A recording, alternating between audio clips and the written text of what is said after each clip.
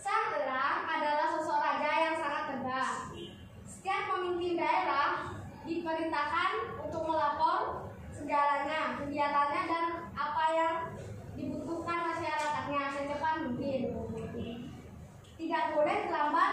Untuk itu, setiap pemimpin daerah harus mengadakan pertemuan dengan Raja Elang setiap 6 bulan sekali. Para pemimpin daerah seperti burung gagak, burung kakak tua, burung bangau, burung raja wali dan semua pemimpin daerah lainnya sedang terbang mengarungi angkasa. Mereka dalam perjalanan menuju istana Raja Elang untuk melaporkan kegiatan di daerahnya.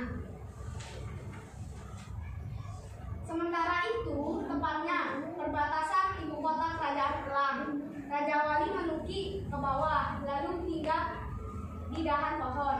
Ia memanjatkan doa agar penduduk negeri itu diberi bimbingan Tuhan dan keselamatan agar terhindar dari musibah. Setelah itu, Raja Wali terbang kembali untuk melanjutkan perjalanannya. Sesampainya di istana, ternyata pertemuan antar pemimpin daerah dengan Raja Elang sudah dimulai. Raja Wali terlambat 10 menit, maka semua mata tertuju pada Raja Wali. Dalam pertemuan itu terungkap bahwa setiap daerah mengajukan tambahannya bantuan ke pemerintah pusat, tapi Raja Wali menolak segala bentuk bantuan. Ada 2 alasan kami menolak bantuan seperti ini, kata Raja Wali. Pertama, kami khawatir akan terjadi penyelewengan Kedua, wilayah kami harus mandiri. Alihkan saja alokasi dana itu untuk memperluas lapangan kerja dan diberikan gaji buruh yang memadai daripada rakyat diberi uang. Lebih baik diberi pekerjaan. Liran Raja Wali.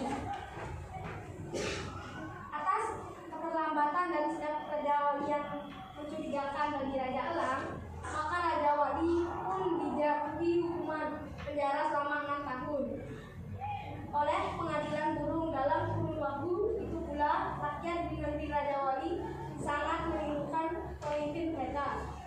Pemerintah sementara dipegang oleh Konfusius. Setelah masa hukuman Raja Wali selesai dan keluar dari penjara, rupanya Raja Elang masih menaruh curiga pada Raja Wali. Raja Elang mengirim telik sandi untuk menyelidikinya. Gagak putih, kamu harus menyamar sebagai gagak hitam untuk menyelidiki segala kegiatan Raja Wali dan laporkan secepatnya. Raja Elang memerintah Gagak Putih, segala titah paduka saya laksanakan. Gagak Putih segera berpamitan. Kemanapun Raja Wali pergi, selalu didampingi oleh Gagak Hitam. Ia telah diangkat sebagai ajudan Raja Wali. Apa maksud Tuan dengan menolak bantuan segala langsung dan mengajukan perluasan lapangan kerja? Tanya Gagak Hitam. Penuh selidik. Aku lebih mengharap juga kemandirian pada setiap rakyat. Rasa lebih baik memperluas lapangan kerja rakyat berkarya daripada diberi makan tapi tidak berkarya. Dengan demikian, bangsa kita akan menjadi bangsa yang mandiri dan berwibawa. Apa Raja Wali? Di setiap perjalanan, Raja Wali selagi menuju ke bawah dan juga di dahan pohon yang diikat oleh Gagak Hitam. Ada apa Tuan? Raja Wali hinggap di sini. Tanya Gagak Hitam. Heran. Aku mau berdoa memohon kepada Tuhan agar daerah ini subur, makmur, aman, damai, dan terhindar dari segala musibah. Sahut Raja Wali. Jadi Tuhan selalu berdoa di setiap perbatasan daerah. Tanya Gagak Hitam lagi. Seharusnya memang begitu. Gagak Hitam kemudian melaporkan segala kegiatannya dan perilaku Raja Wali kepada Raja Elang.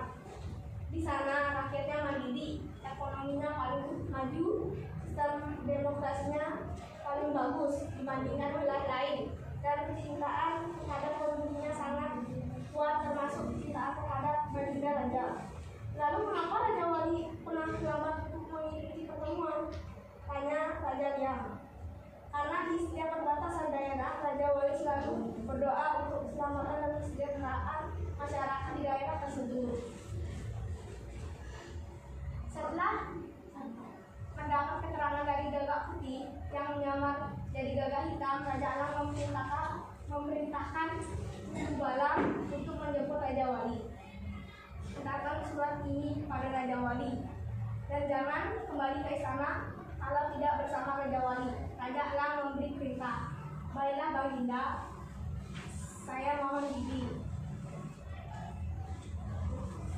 Balang Beo memberikan surat dari Raja Elang pada Raja Wali. Raja Wali pun membaca dan mengerti isinya. Baiklah Balang, kita segera berangkat ke istana Raja Elang. Tetapi mohon tunggu sebentar, saya ingin berdoa dulu, kita Raja Wali. Menjelang tengah hari, Raja Wali dan yang dikawal Balang Beo sampai di istana dan langsung menghadap Raja Elang.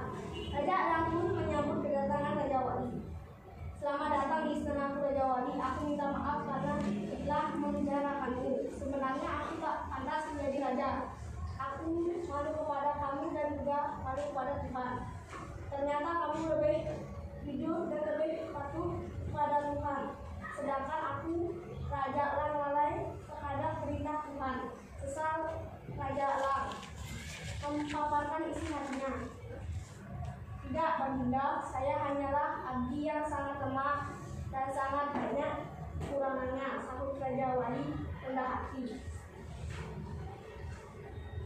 Keesokan harinya Raja Wali, kamu lebih pantas menjadi raja daripada aku hari ini. Kuserahkan pimpinan kerajaan ini padamu, kata Raja Elang menyerahkan tampuk kepimpinannya pada Raja Wali. Tidak Baginda, saya tidak mau menjadi raja, tolak Raja Wali. Kalau begitu kamu harus mau menjadi wakilku, kata Raja Elang dengan nada memerintah. Mulai saat itulah Raja Wali dinobatkan menjadi wakil raja. Ini merupakan bukti bahwa siapapun yang patuh pada perintah Tuhan pasti akan diangkat derajatnya dan mendapat anugerah yang amat besar.